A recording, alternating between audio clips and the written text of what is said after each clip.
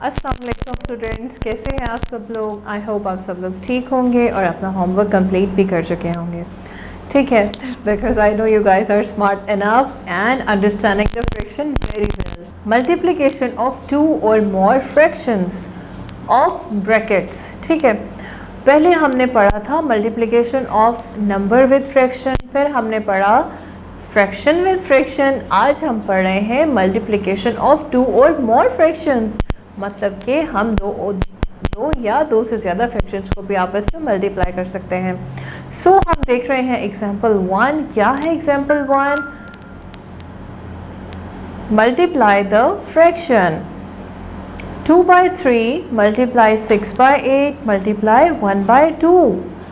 Step by step हमारे पास बताया गया है और इस वजह से हमारा क्वेश्चन बहुत आसान हो जाएगा हमारे लिए। सो हम स्टेप्स पढ़ते हैं। पहले स्टेप 1 में है जी, get the product of nominators.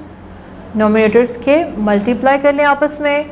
जब हमने 2 को 6 से मल्टीप्लाई किया तो क्या आएगा? 12।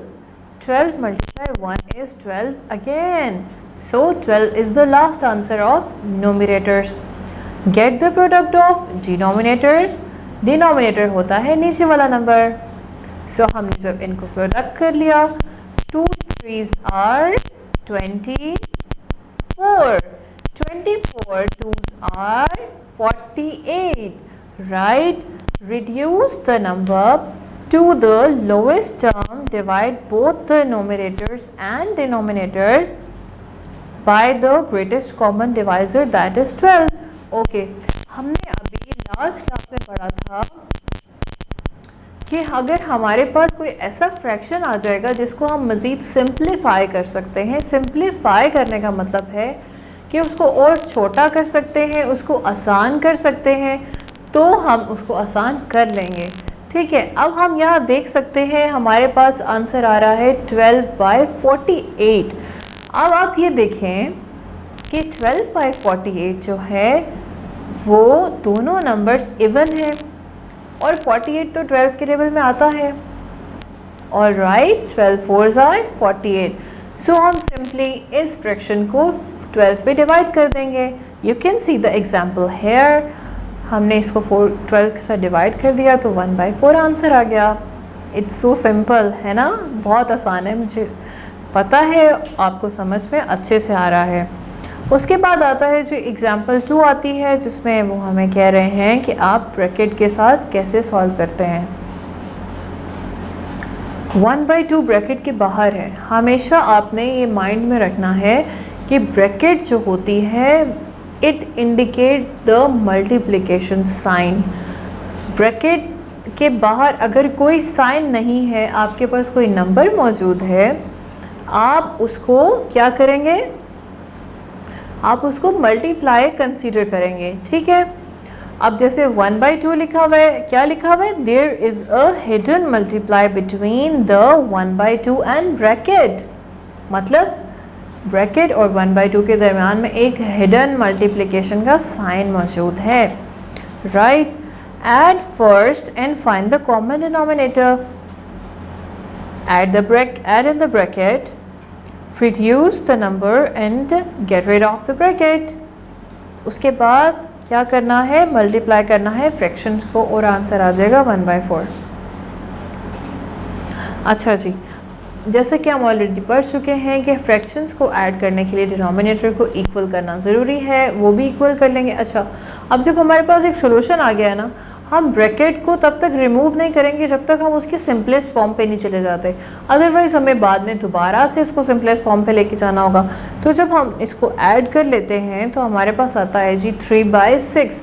अब आप देखें 3 के टेबल में 6 आता है ना, 3 2s are 6। तो सिंपली आप इस फ्रैक्शन को भी 3 के साथ डिवाइड कर देंगे। आंसर आ गया 1/2। 1/2 ही हमारे पास बाहर भी है, 1/2 ही अंदर है। तो 1/2 को 1/2 से जब हमने मल्टीप्लाई किया तो क्या आंसर आएगा? 1/4, बिकॉज 1 1s are 1 होता है एंड 2 2s are 4 होता है। अब हम आ जाते हैं जी एग्जाम्पल की तरफ। एग्जाम्पल क्या है? एग्जाम्पल बेसिकली क्वेश्चन है, simplify the following first question है हमारे पास 3/4 मल्टीप्लाई 4/7 मल्टीप्लाई 6/8। जैसा कि हम ऑलरेडी डिस्कस कर चुके हैं कि जब ब्रैकेट्स होगी तो क्या होगा,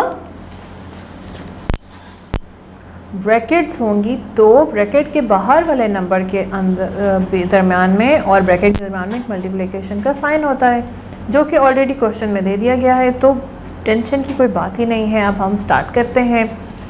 अब देखिए, पहले हमने एग्जांपल में किया था कि ब्रैकेट के अंदर हमारे पास ऐड का साइन था, तो हमने उसको ऐड के तरीके से सॉल्व करना था।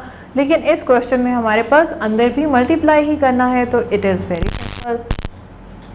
4 को 6 से मल्टीप्लाई करेंगे तो क्या आएगा 24, 7 को 8 से मल्टीप्लाई करेंगे तो क्या आएगा 56, और क्या आ गया हमारे पास 24/56। अब आप ध्यान से देखें, हमने इसको 2 पे डिवाइड कर दिया है बिकॉज इनमें से कोई भी टेबल हम लोग नहीं जानते हैं, राइट। ना 24 का टेबल आता है हमें, ना 56 का आता है, तो हम क्या करेंगे, हम सिंपली इसको 2 पे डिवाइड कर देंगे।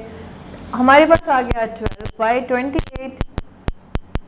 हमने 12/28 को जब देखा तो ये दोनों इवन है वापस, तो हम क्या करेंगे, अब हम 12/28 को दोबारा से 2 पे डिवाइड करेंगे, तो आंसर आ गया जी 6/14। फिर से कर लेते हैं क्योंकि तो ख़त्म ही नहीं हो रहा, तो ये आ गया 3/7। सो 3/7 is the simplest form of the fraction. अब आ गया हमारे पास 3/4 मल्टीप्लाई 3/7। 3 को 3 से मल्टीप्लाई किया तो आ गया 9, और 4 को 7 से किया तो 28। 9/28 हमारे पास आंसर आ गया है। क्योंकि ये दोनों मज़ीद आपस में कट नहीं सकते हैं, सिंप्लीफाई नहीं हो सकते हैं, so it will be the answer. Alright, so simply आपने इस क्लास में कितनी चीज़ें पढ़ी हैं, 3 से 4 चीज़ें सीखी हैं आपने। क्या चीज़ें सीखी हैं कि जब ब्रैकेट होगी, ब्रैकेट के बाहर अगर कोई नंबर होगा, उसके बीच में एक हिडन मल्टीप्लिकेशन साइन होगा। मतलब अगर एक नंबर बाहर है ब्रैकेट के और एक नंबर अंदर है ब्रैकेट के, जो भी अंदर नंबर सॉल्व हो जाएगा ना जब, तो वो बाहर के नंबर से मल्टीप्लाई होगा। अगर तो बाहर मेंशन होगा ऐड, सब्ट्रैक्ट या कोई और ऑपरेशन, तो वो कोई और होगा। अगर मेंशन नहीं होगा, मतलब बताया नहीं गया होगा, तो उसको हम मल्टीप्लाई ही कंसिडर करेंगे। ऑलराइट, सो आई होप आपने आज की क्लास को एंजॉय किया होगा और अच्छे से समझा भी होगा। और हमने एक और चीज़ देखी है, क्या कि जब हमारा नोमिनेटर जो है वो बड़ा होगा और डिनोमिनेटर छोटा होगा, तो हम क्या करेंगे, उसको डिवाइड करेंगे। डिवाइड कैसे करते हैं कि जो नोमिनेटर होता है ना, वो हमेशा इंडेक्स के अंदर जाता है और डिनोमिनेटर हमेशा बाहर आता है। फॉर एग्जांपल अगर मेरे पास है 14/2, राइट, 14 जो है वो मैं हमेशा इंडेक्स के अंदर लिखूंगी, 2 को मैं बाहर लिखूंगी। 2 का टेबल पढ़ूंगी, 7 तक आएगा, 7 तक ये सॉल्व होगा। अगर रिमाइंडर आता है तो रिमाइंडर कहाँ लिखना है, हमेशा आपने न्यूमरेटर की जगह रिमाइंडर लिखना है, डिनोमिनेटर की जगह डिवाइज़र ही आता है, और जो हमारे पास क्वोशिएंट होता है, जो हमारा ऊपर आंसर आता है, वो हम हमेशा साइड पे लिखते हैं फ्रैक्शन के। आई होप आपने ये पॉइंट्स अच्छे से माइंड में बिठा लिए होंगे, because I know that you guys are smart enough. Teacher will call you for the update, आप उनको अपडेट करेंगे, ठीक है, और अपनी होमवर्क को अच्छे से कंप्लीट करेंगे। आपको अगली क्लास में मिलूँगी, तब तक के लिए अल्लाह हाफ़िज़।